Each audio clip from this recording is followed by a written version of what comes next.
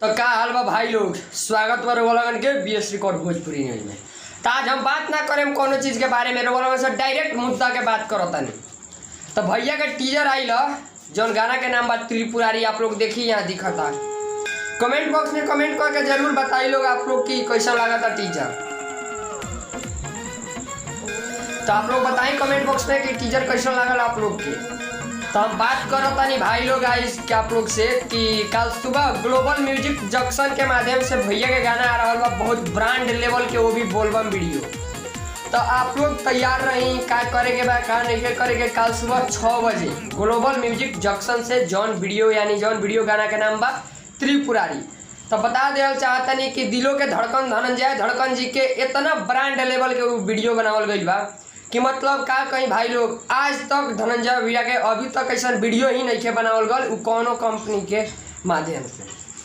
तो ये वीडियो बहुत ही ब्रांड लेवल के बा। आप लोग के टीजर देख ले, हम टीजर देख के पता चल ही गए कि आखिर ये वीडियो कैसन बा, कैसन ही हो सकता। तो आप लोग के दिल में केकरा भाई के दिल में गाना के सुने के इंतजार बा, वीडियो देखे के, आप लोग कमेंट बॉक्स में कमेंट करके जरूर बताएं। तो बस आप लोगों से बताओ लिए चाहता नहीं कि कल सुबह ग्लोबल म्यूजिक जंक्शन के माध्यम से ब्रांड लेवल के HD क्वालिटी में वीडियो आ रहा बा, जौन वीडियो के नाम बा त्रिपुरारी, जौन की बोलबम में बवाल मचाई। तो कल सुबह जितना भी धनंजय भाई के फैंस फॉलोअर्स बानी लोग, आप लोग जाके उस गाना के ज़्यादा से ज़्यादा सुनी, प्यार दुलार आशीर्वाद दी और अपना दोस्त के बीच में शेयर करी। कि जितना ही ज़्यादा आप लोग शेयर करें उतना ही भाई के प्यार दुलार आशीर्वाद कल के गाना पर मिली। तो बस आप लोग ज़्यादा से ज़्यादा शेयर करी भाई के वीडियो के, जौन की गाना आ रहा बा त्रिपुरारी। तो बस आप लोग तैयार रही, आप लोग के सपोर्ट के जरूरी बा। बहुत ही ब्रांड लेवल के वीडियो बनावल गल बा, टीजर देख के लागी गल आप लोग के। बहुत मतलब कुछ दिन पहले से उनका फोटो वायरल हो रहा बा, तो आप लोग के पता ही हुई कि कैसन हो सकता। तो बहुत सारा दोस्त के इंतजार रहा कि वीडियो आई कब। तो कल सुबह ग्लोबल म्यूजिक से आ रहा बा ब्रांड लेवल के वीडियो। तो बस आप लोग तैयार रही कल सुबह 6 बजे।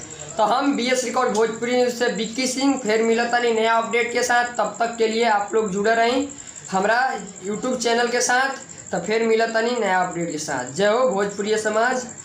तो बस आप लोग ज़्यादा से ज़्यादा शेयर कर दी, वीडियो के लाइक कर दी, अगर चैनल के सब्सक्राइब ना कर हम तो सब्सक्राइब कर ली। तो बस कल तैयार रहीं, सुबह गर्दा मचावे के बाद मिलियन क्रॉस करावे के बाद। भोजपुरी की खबरें जानने के लिए सब्सक्राइब कर लीजिए BS रिकॉर्ड भोजपुरी न्यूज को।